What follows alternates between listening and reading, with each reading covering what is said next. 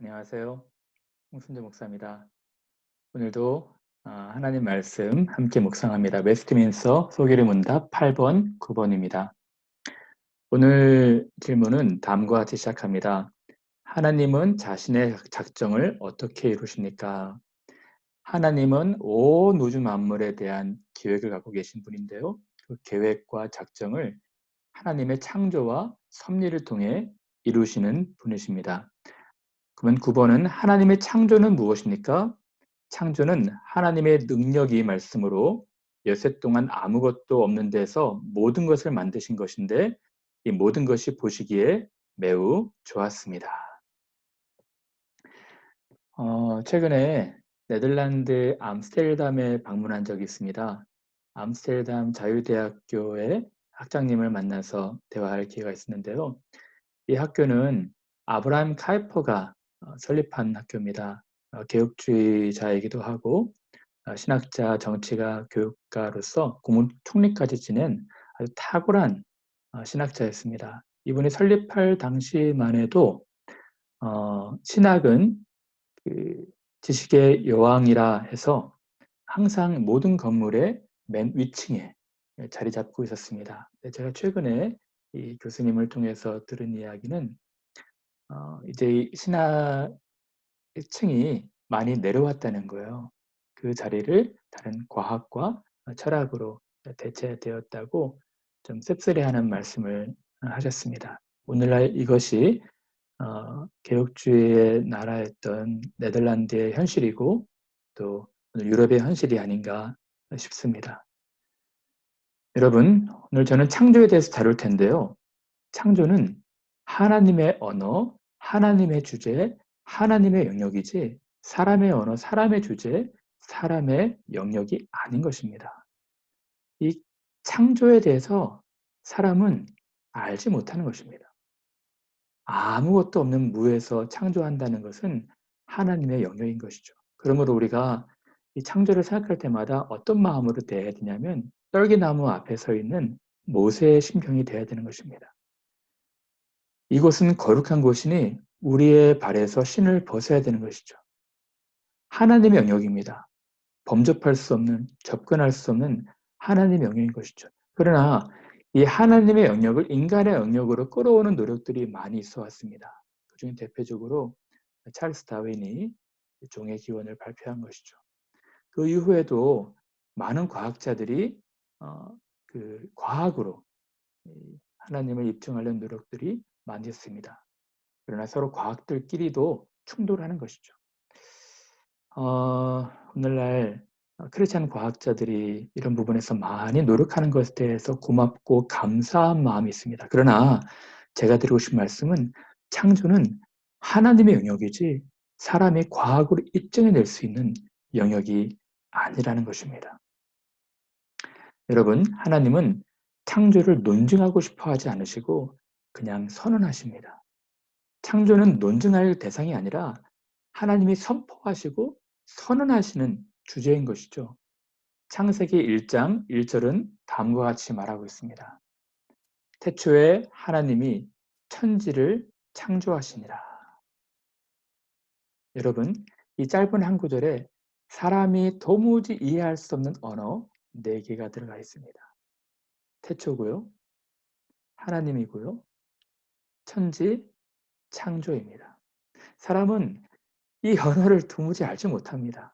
아무것도 없었던 태초, 영원하신 하나님, 온 우주 은하계, 그리고 무에서 유를 창조한다는 것. 어떻게 이런 언어를 알 수 있겠습니까? 하나님은 창조를 논증하고 싶어 하시는 것이 아니라 그냥 일방적으로 선언하시는 것입니다. 하나님의 영역인 것이죠. 사람이 노력으로 알 수 있는 것이 아닙니다. 창세기 1장 1절을 믿지 못하면 1장 2절로 나아가지 못하는 것이죠. 여러분, 창세기의 기록 목적도 창조에 대한 논증은 아니었습니다. 하나님이 이 모세를 불러서 이 성경을 쓰게 하셨죠. 이 모세를 불러서 성경을 쓰게 한 것은 이스라엘의 역사를 다루기 위함이었습니다. 아브라함을 택하셔서 이 이스라엘을 나라를 건국하시고 이스라엘 나라와 하나님께서 언약을 맺으시고 교제하시죠. 이것이 창세기 12장부터 이 역사가 진행이 됩니다. 여러분, 근데 이 이스라엘의 뿌리인 태고사에 대해서는 아주 짧게 다루고 있는 것입니다. 이 성경 전체 66권에서 창세기 1장부터 11장까지 다루는 것입니다. 아브라함을 부르시고 이스라엘 나라 건국하게 된 바로 그 전장에 바벨탑 사건이 있었고, 바벨탑 사건 바로 전에 홍수가 있었고, 또 홍수의 전에 이 창조와 선악과에 대해서 다루신 것이죠. 아주 1장부터 11장까지 짧게 이 긴 역사를 다루고 있는 것입니다. 창세기의 기록 목적은 이 창조를 설명하는 것이 아니었어요. 아브라함 때부터 시작된 이스라엘 나라를 말씀하고자 함이었던 것이죠. 성경은 처음부터 창조를 과학으로 설명하지도 않았습니다. 여러분, 고대 이스라엘 사람들의 세계관, 우주관 그림입니다. 이분들은 지구가 평평하다고 믿고 있었어요. 지구에 끝이 있다고 믿었습니다. 근데 갈릴레오 갈릴리가 등장하면서 지구가 둥글다는 이야기를 했죠. 콜럼버스가 신대륙을 발견하게 되면서 교회는 충격에 휩싸였던 것입니다. 그러나 성경은 처음부터 지구가 평평하다고 말씀한 것이 없습니다. 성경은 과학책이 아니기 때문에 이러한 부분들을 설명하려고 하지 않았던 것이죠.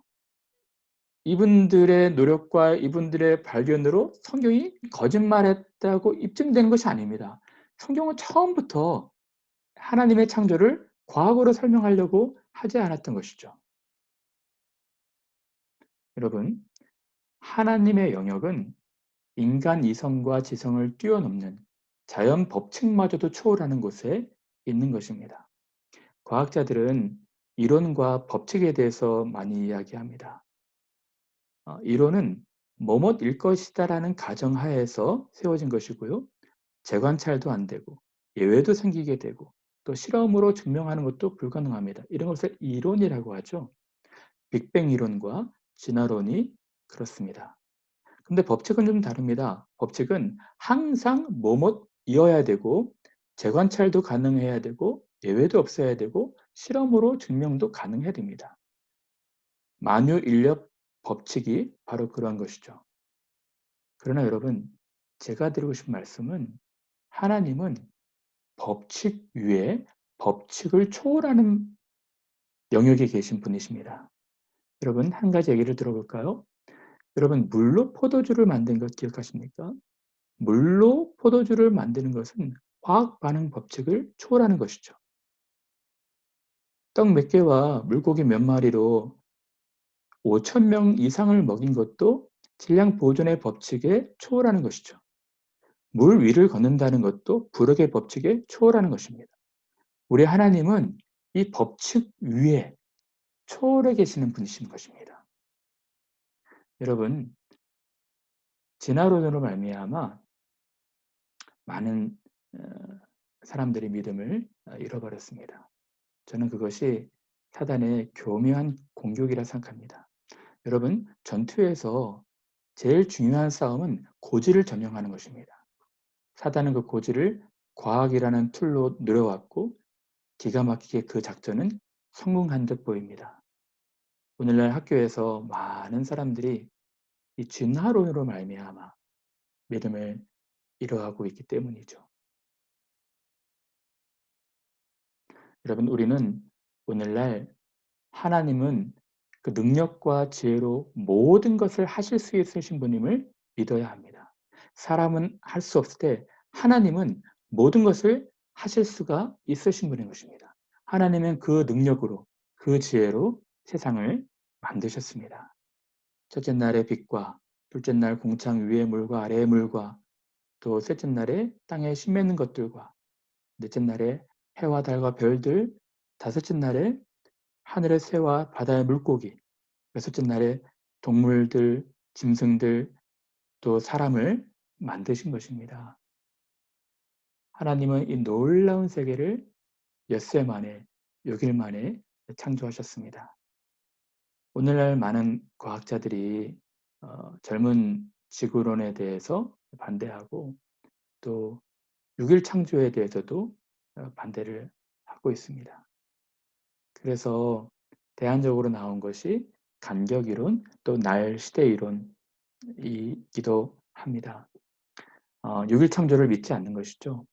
하나님은 천년을 하루처럼 하루를 천년처럼 여기실 수 있는 분이니까 오랜 세월에 걸쳐서 이 천지를 창조하신 것이고 그것을 날로 표현했다고 말하는 것입니다. 저는 그렇게 생각하지 않습니다.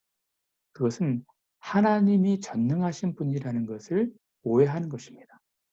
여러분, 하나님은 6일이 아닌 6초 만에도 세상을 말씀으로 창조하실 수 있는 전능하신 분이십니다. 많은 사람들이 이 날 시대 이론을 이야기하는 것은 하나님의 전능하심을 믿지 못하는 것입니다. 성경은 이 날에 대해서 이야기할 때 어 우리가 생각하는 24시간 개념을 이야기하고 있는 것이죠. 그러면 왜 하나님께서 이 창조를 6일 동안 하셨을까요? 말씀을 출애굽기에서 이야기해 주고 계십니다. 출애굽기에서는 다음과 같이 말씀하십니다. 안식일을 기억하여 거룩히 지키라. 일곱째 날은 내 하나님 여호와의 안식일인즉 아무 일도 하지 말라. 이는 여섯 동안에 나 여호와가 하늘과 땅과 바다와 그 가운데 모든 것을 만들고 일곱째 날에 쉬었습니다. 그러므로 나 여호와가 안식일을 복되게 하여 그 날을 거룩하게 하였느니라. 엿새 동안의 세상을 만드시고 일곱째 날에 쉬어서 이 세상의 질서를 세우신 것입니다. 그리고 일곱째 날에 하나님을 예배하게 한 것이죠. 출애굽기 31장에도 똑같이 얘기합니다. 이는 나와 이스라엘 자손 사이의 영원한 표징이며 나 여호와가 엿새 동안에 천지를 창조하고 일곱째 날에 이를 마치고 쉬었음이니라 하라. 제가 좋아하는 성경 구절을 말씀드릴까 합니다. 히브리서 11장 말씀입니다. 성경은 창세기 1장, 2장에서만 창조 기사를 다루지 않고 많은 지면에서 하나님의 창조를 언급합니다. 히브리서 11장 3절은 다음과 같이 말합니다. 믿음으로 모든 세계가 하나님의 말씀으로 지어진 줄을 우리가 아나니 보이는 것은 나타난 것으로 말미암아 된 것이 아니니라.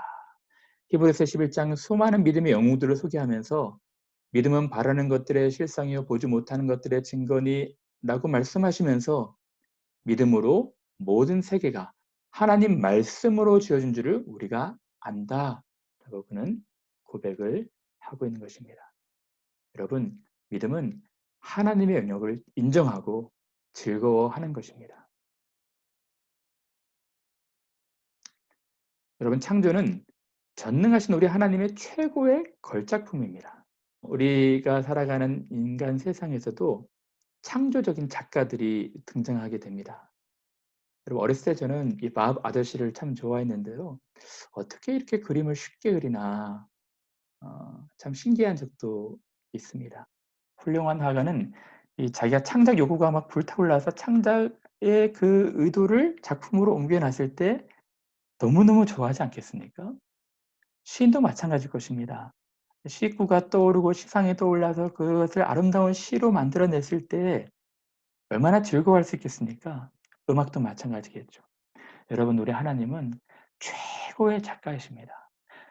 그 지혜와 지식이 무궁하셔서 그 뿜어나오시는 그 하나님의 그 창작으로 온 세상을 만드신 것이죠. 그리고 보시기에 심히 좋으셨다고 말씀하셨습니다. 창조는 전능하신 우리 하나님의 최고의 걸작품입니다. 여러분, 그러므로 우리가 해야 될 것은 그 걸작품을 즐기는 것이죠. 그런데 우리 마음에 믿음이 없으면 하나님이 지으신 모든 세계를 즐길 수가 없는 것입니다. 믿음의 안경이 아닌 다른 것으로 이 세상을 바라보게 되면 세상이 올바르게 보이지 못하는 것입니다. 저는 현대 과학이 오늘날 세워놓은 바벨탑이라 생각합니다. 이 자리에서 내려오면 하나님이 지으신 모든 그 작품을 우리가 감상하며 즐길 수가 있는 것이죠. 인간은 인간의 원래 자리로 내려올 때 하나님을 보게 될 것입니다. 같이 보실까요?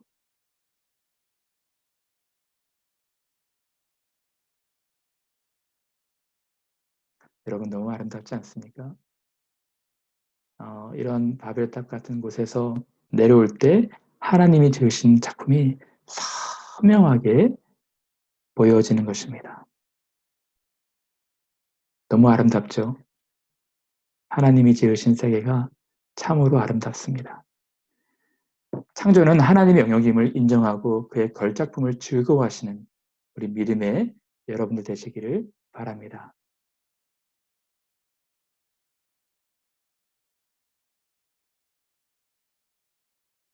여러분, 저는 오늘 우리 하나님께서 지으신 모든 만물을 여러분 감상하셨으면 좋겠습니다. 얼마나 아름답습니까? 어떻게 누가 이런 색을 만들 수가 있겠습니까? 기가 막히죠? 우리 하나님이 만드신 걸작품인 것입니다. 여러분, 믿음으로 이런 세상을 바라볼 때 우리 자연이라는 책에서 하나님을 경험할 수가 있는 것입니다. 기가 막히죠? 이 바다를 보십시오. 우리 하나님께서 만드신 것입니다. 스코틀랜드 에딘버러에 가면 이런 광경들을 여러분 볼 수 있을 것입니다. 이 말씀 마칠까 합니다. 여러분, 오늘 문제가 무엇이었습니까? 하나님은 자신의 작정을 어떻게 이루십니까? 하나님은 자신의 작정을 창조와 섭리를 통해서 이루시는 것입니다. 창조는 무엇입니까? 창조는 하나님의 능력의 말씀으로 엿새 동안 아무것도 없는 데서 모든 것을 만드신 것인데 이 모든 것이 보시기에 매우 좋으셨습니다. 우리 하나님은 전능하신 분이십니다. 하나님은 말씀으로 세계를 지으시고 말씀으로 모든 것을 하실 수가 있으신 분이십니다. 아담은 흙으로 빚어진 존재였는데 하나님처럼 되려야 했습니다. 그래서 결국 에덴 동산에서 쫓겨나게 되었죠. 오늘 현대인들의 노력이 바로 그것입니다. 하나님의 자리에 올라가고 싶어 하는 것입니다. 그러나 우리가 겸손하게 하나님의 자리에서 내려올 때 우리가 하나님을 즐거워할 수 있을 것입니다. 여러분, 하나님을 믿으시고 하나님을 바라보시는 여러분들 되시기를 간절히 바랍니다. 감사합니다.